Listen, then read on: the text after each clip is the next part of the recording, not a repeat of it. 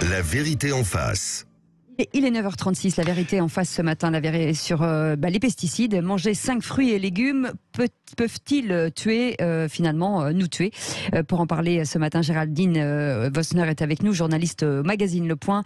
Marcel Kunz, qui est avec nous aussi, biologiste, directeur de recherche au CNRS pour le laboratoire de psychologie cellulaire végétale et médaille d'or 2017 de l'Académie de l'agriculture de France. Bonjour. Bonjour, merci à tous les deux d'être avec nous. Alors, les pesticides utilisés actuellement sont-ils dangereux pour notre santé? C'est grosso modo cette question. Après, c'est une question de dosage. Parce qu'il y a eu 2 études qui sont parues la semaine dernière, ou il y a quelques jours, sur les effets des pesticides sur les vergers européens et fruits et légumes que l'on consomme, qui nous incitent à consommer bio ou à renoncer carrément à consommer des fruits et légumes. Alors sur ces 2 études, vous, Géraldine Vosner, vous avez émis des doutes, vous contestez ces résultats et vous dénoncez derrière des actions de lobbying, notamment des acteurs du bio.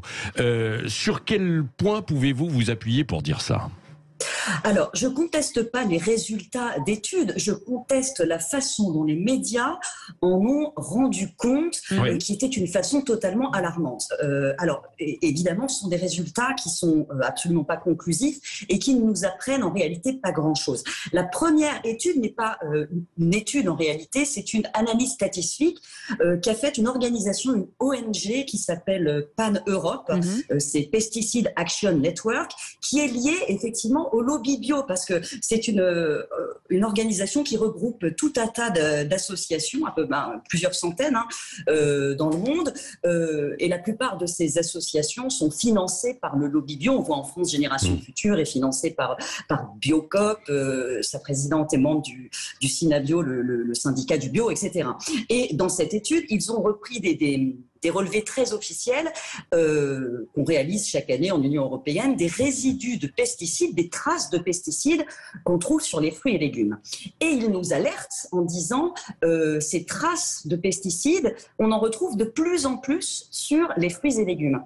Et ça a fait peur effectivement aux gens. Les médias s'en sont saisis en disant regardez, si on suit les recommandations, on va s'intoxiquer en mangeant 5 fruits et légumes par jour. Ces fruits et légumes sont imbibés de pesticides, ils sont contaminés, c'est un vocabulaire de la peur qui ne nous dit en réalité rien, parce que ces statistiques, ils ont pris une limite de détection qui est administrative, qui nous ne dit rien de la dangerosité de ces traces, de ces résidus. Or, les méthodes de détection sont devenues extrêmement précises. On peut trouver des traces d'à peu près n'importe quoi, et c'est la toxicité qui importe. Par ailleurs, ils nous parlent de résidus de pesticides. Alors, ils ont sélectionné un certain nombre de molécules qui sont les produits qui sont candidats à la substitution en Union européenne. Ça veut dire que ce sont des substances qu'on juge préoccupantes, qui ont mauvaise presse, mais on ne sait pas encore par quoi les remplacer. Donc, les autorités sanitaires en Europe ont jugé que dans la balance bénéfice-risque, elles avaient encore davantage de bénéfices que de risques. Donc, on veut les remplacer, c'est sur la liste, mais on ne sait pas encore par quoi. Donc, pour l'instant, on ne le fait pas. En revanche, cette étude de PAN Europe ne nous dit pas que les substances vraiment dangereuses, classées cancérogènes, mutagènes, reprotoxiques, elles, leur usage s'effondre. Il a baissé en France de plus de 90% depuis 2016. Donc, je pense que c'est une manière très dangereuse de présenter les choses, parce qu'effectivement la conséquence, c'est que les gens qui écoutent ça peuvent se dire naïvement en voulant j'arrête de manger des fruits et légumes parce qu'il y a des traces de pesticides, quoi. Grosso modo, c'est ce que vous dites, quoi. Ils vont nuire à leur santé. Mais Marcel Kunz, parce que ce que vous dénoncez au passage, Géraldine Vosner, c'est du lobbying, évidemment du lobbying des acteurs, en fait, de grands acteurs du bio. Je peux vous l'expliquer ça. C'est un lobbying qui s'explique. Mais un mot là-dessus, Marcel Kunz, et vous nous expliquerez effectivement en détail, Géraldine Vosner, mais Marcel Kunz, sur le lobbying, il est très présent. Vous avez pu l'observer également? Oui, il y a beaucoup d'organisations dont le but est clairement de faire interdire des pesticides. Donc, ce sont des organisations militantes. Elles ont évidemment le droit de militer. On a le droit aussi d'être un peu critique par rapport à leur méthode. Et ce qui est une caractéristique de ces études, là, entre guillemets, c'est qu'ils généralement ils s'appuient sur la simple détection d'un produit. C'est-à-dire ils vont considérer que simplement parce qu'on a détecté un produit, ça représente un risque pour le consommateur. Or, les bases de la toxicologie, c'est pas simplement la détection d'une molécule, quelle qu'elle soit, mais c'est aussi la dose à laquelle on est confronté. Ouais. Donc, généralement, les chiffres les doses auxquelles on est confronté sont plutôt rassurantes en Europe. Donc, évidemment, c'est pas intéressant pour les lobbies anti-pesticides d'argumenter sur les doses. Ils vont tenter de faire oublier que ces doses sont absolument faibles et généralement ne représentent pas de problème en argumentant essentiellement sur le simple fait de les avoir détectés. Oui. Ce qui est éminemment critiquable parce qu'on sait qu'en Europe, la plupart des fruits et légumes sont soit exempts de traces de pesticides, environ 50% pour donner une idée, et quand on trouve des traces de pesticides, ce sont largement dans les limites admises. Ouais. Donc ce qu'on appelle les limites maximales de résidus. Et il y a une infime minorité, ça tourne autour de 2-3%, qui dépassent ces limites, mais qui les dépassent de manière relativement faible. Ouais. Et donc il n'y a pas de raison de s'alarmer pour la consommation de fruits et légumes en Europe. Les agriculteurs font très bien leur travail. C'est l'accumulation et le dosage, évidemment, quand s'il y en avait, grosso modo, c'est s'il y avait sur, par exemple, la peau d'une pomme, énormément des couches et des couches de pesticides, que là, ce serait dangereux. Quand c'est d'une infinité, enfin, quand c'est minime, là, c'est moins dangereux. On va continuer d'en parler avec vous, Géraldine Wössner. Vous allez nous parler justement de toutes ces actions de lobbying et revenir sur cette enquête. Et vous, Marcel Kunz, également, sur Sud Radio, nous sommes ensemble jusqu'à 10h. Et vos appels 0826 300 300 si vous voulez bien entendu poser des questions ou parler de sur les pesticides, votre témoignage. Et si vous avez un témoignage à apporter, on vous attend au standard. À tout de suite. Quoi ? Oui, c'est très clairement, exagère, on alerte pour vendre. Il faut savoir que la consommation de bio a explosé. Et le chiffre d'affaires du bio a connu une croissance à 2 chiffres depuis des années. En 2018, enfin l'an dernier, c'était encore en 2019, plus 23%, je crois. Et c'est l'un des seuls segments de la distribution sur lesquels la grande distribution peut faire des marges. Ouais. Or, avec la crise en Ukraine, avec le retour de l'inflation, les ventes du bio ont reculé de 3% l'an dernier. C'est la première fois, c'est un vrai choc. On atteint un plateau. Et ce plateau va durer parce que le bio, ça reste 50% plus cher que les produits conventionnels. C'est-à-dire le panier moyen, c'est 90 € de fruits et légumes bio. En conventionnel, c'est une 50aine d'euros. Donc là, en balançant ce type de message pour relancer les ventes du bio, on les comprend. Hein. Carrefour, le groupe Carrefour, il dit 5 milliards de chiffre d'affaires dans le bio en 2022.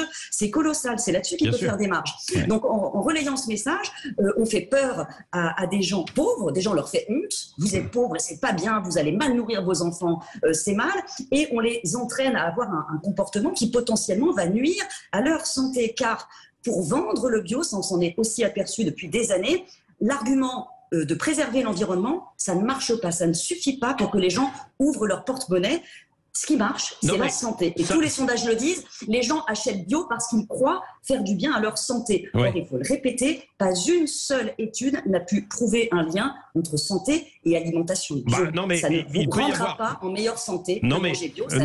Géraldine Wössner, Marcel Kunz, il peut y avoir des soupçons, évidemment, si on prenait des pesticides à haute dose ou trop fortement, d'empoisonnement. Il y en a beaucoup, il y a eu beaucoup de cas qui ont été cités, qui ne sont pas toujours avérés complètement, mais qui sont cités où en raison de fortes doses, de produits pour les différents traitements. Là, on parlait tout à l'heure du glyphosate, où il peut y avoir des conséquences sur la santé, sur des cancers. Marcel Kunz, non ? Oui, il faut distinguer si ce sont les utilisateurs ou les consommateurs des produits finaux. Ouais. Donc, il y a des maladies professionnelles chez les agriculteurs, mais d'un autre côté, les agriculteurs ont moins de cancers en général. Donc, c'est vraiment tout un mode de vie qui est concerné.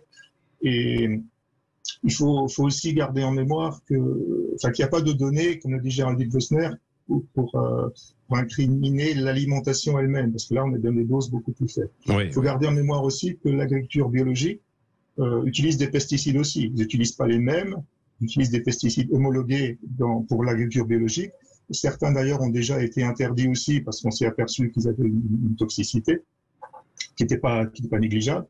Il y a des inquiétudes aussi sur la bouillie bordelaise qui est beaucoup utilisée en agriculture biologique. C'est vrai. Et il n'est pas exclu qu'elle soit à un moment donné interdite en Europe, ce qui va être une catastrophe pour l'agriculture biologique, enfin, pour certains secteurs de l'agriculture biologique. Donc il n'y a pas... moi je dis, si les gens sont contents, éprouvent du plaisir à manger bio, tant mieux pour eux. Si les agriculteurs en vivent, tant mieux pour eux. D'un autre côté, il est bien évident que il y a une espèce des marchands de peur qui ont besoin d'alimenter ces peurs pour faire vendre du bio. C'est évident. Et là, moi, j'incrimine pas du tout les gens. J'en connais un certain nombre d'agriculteurs qui font du bio, qui sont des gens très sympathiques. Mais il y a un business de grande entreprise derrière, quoi. Donc, on peut pas à la fois dénoncer les grandes entreprises quand c'est du conventionnel et pas le voir quand c'est du bio. Ouais, quand c'est du bio. Ça suscite des réactions, hein, des questions qu'on veut vous poser de la part d'auditeurs. Hein, et c'est Béatrice qui nous appelle de Toulouse. Bonjour Béatrice. Bonjour Béatrice. Oui, bonjour. Oui. Je suis ravie d'intervenir parce que je suis sidérée de ce que j'entends. Oui. Je suis très surprise parce que c'est toujours pareil, les mêmes qui disent vous inquiétez pas, en fin de compte on vous fait peur, sauf qu'en fin de compte on vous cache la vérité et on est loin du compte. Voilà, moi j'ai fait une session de ce qu'on appelle les pisseurs involontaires. Donc en fin de compte c'est une session où des gens viennent, font pipi dans des flacons et en fin de compte on teste l'urine. Oui. Donc moi j'ai 50 ans. On a une session dans laquelle on était 25 personnes. Donc ça allait surtout de personnes un peu plus âgées que moi. Et on avait juste un jeune qui lui était très fier parce qu'il mangeait du bio. Voilà, il était à la campagne, il mangeait du bio et donc il nous tenait tête en nous disant qu'en fin de compte, lui il venait pour démontrer qu'en fin de compte, il n'y avait pas de problème avec les pesticides. Sauf qu'en fin de compte, c'est lui qui a eu le taux le plus élevé. Alors, donc, si je peux me permettre, madame, ça me fait, enfin, je suis navrée d'entendre que vous avez été victime de cette arnaque des glyphotests. Ça a été prouvé scientifiquement. Votre test, vous l'avez envoyé au laboratoire BioCheck, qui est un laboratoire allemand fondé par une militante anti-glyphosate.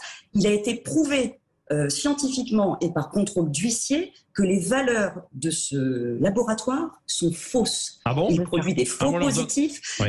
Il utilise une méthode de test, les tests ELISA, qui est inadaptée. Quand on a fait analyser les mêmes échantillons par un laboratoire agréé avec une méthode adaptée, ça n'était pas réel. L'autre donnée, c'est que vous ayez un taux de glyphosate, parce que c'était les glyphosates dans vos urines, ne signifie absolument pas que vous ayez été exposé à un danger.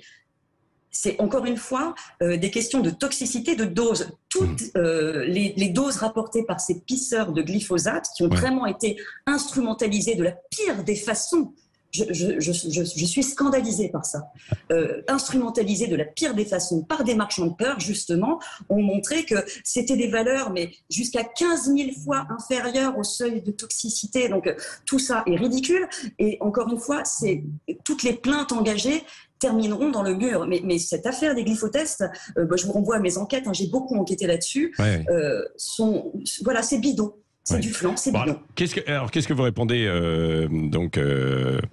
moi, je réponds qu'en fin de compte, moi, j'ai pas confiance au laboratoire, et qu'en fin de compte, vous pouvez me dire que c'est bidon si vous voulez, sauf qu'en fin de compte, moi, je suis sûre que j'en ai, puisqu'en fin de compte, je suis fleuriste, et pendant des années, j'ai été confrontée, en fin de compte, au glyphosate qu'il y avait sur mes fleurs. Donc ça, vous pouvez pas l'ignorer. Ah mais elle ne conteste pas. Elle ne conteste pas. Elle dit après c'est le dosage, quoi, bien sûr, et le danger évidemment que ça peut représenter.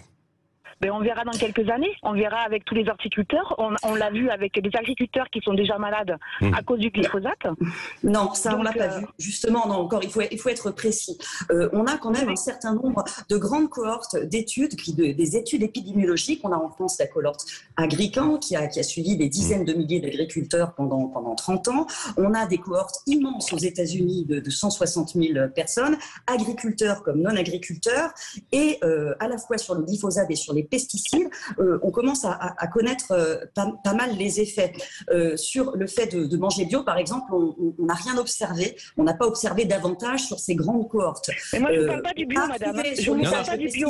Non, je vous parle aussi de... Depuis tout à l'heure, vous parlez de bio. On a trouvé un essai. Oui. On a trouvé je vous parle des pesticides. Oui. On a trouvé un effet chez les agriculteurs, effectivement, qui sont au contact direct de certaines molécules, dont la plupart, je précise, ont été aujourd'hui interdites en France. J'en parle du malathion, on parle du lindane, on parle de la chlordécone, du DDT. Tout cela, on a eu des effets connus, avérés. On a effectivement davantage de maladies de Parkinson chez les agriculteurs. Concernant les consommations de pesticides en population générale, donc l'effet de ces résidus, de ces traces, la meilleure étude qui a été faite, elle vient d'une étude française, de l'INSERM, qui est parue en 2018, c'était sous la plume de Julia Baudry, et on a observé un effet, un signal sur un cancer rare qui est le lymphome non-Hodgkinien. C'est un signal, et c'est un cancer, encore une fois, qui est en régression depuis les années 90, probablement d'ailleurs parce qu'on a interdit certains pesticides. Oui, merci Géraldine Wössner, Marcel Kuhns également. Béatrice, vous voulez dire un dernier mot, justement? Moi, je pense honnêtement qu'on minimise vraiment la chose, que c'est vraiment grave ce qu'on est en train de vivre. On est en train de polluer l'eau, on est en train de polluer la terre, on est en train de polluer l'air. Donc moi, je pense que vraiment, minimiser tout ça, c'est... Je ne minimise pas, madame. Je veux préciser, je ne minimise pas. Au contraire, on verra dans quelques années on ne parle pas assez du vrai sujet, qui est le sujet de l'environnement. Ce que je déplore, c'est qu'on instrumentalise les peurs des gens sur la santé au point qu'aujourd'hui, les Français ont une perception totalement biaisée des risques réels pour leur santé. Les Français pensent que les pesticides sont plus dangereux pour eux que l'alcool, que la pollution de l'air ou que l'obésité. Quand on en arrive à ce point, c'est grave, parce qu'on ne traite pas des vrais sujets. Et c'est souvent une question de dosage, bien sûr aussi. Pardonnez-moi, honnêtement, on va pas dire que c'est plus grave l'alcool et tout le reste. Sauf qu'en fin de compte, vous avez des gens qui ne boivent pas d'alcool, qui ne fument pas. Je parle des enfants en bas âge et qui sont confrontés tous les jours à cette pollution qu'on trouve, je le répète, dans l'eau, que l'on boit tous les jours. Oui, l'eau. Vous êtes convaincu là, vous êtes dans l'eau, Béatrice, est quand même plus contrôlée aujourd'hui que ne l'était auparavant, bien sûr, quoi. Oui, donc à partir de là, on est capable de déterminer des choses et d'interdire de l'eau là où elle était considérée comme potable il y a quelques années, où elle ne l'est plus aujourd'hui. Et c'est vrai qu'il y a des endroits où il y a eu probablement trop de pesticides. Là, c'est encore une question de dosage où l'eau n'est plus potable. En tout cas, c'était un bon débat. Je pense qu'on le poursuivra parce que on le voit. Il y a beaucoup de réactions. Merci à tous d'avoir participé. Dans un instant, c'est Valérie Expert. Restez avec nous. Et nous, on se retrouve demain matin. Salut.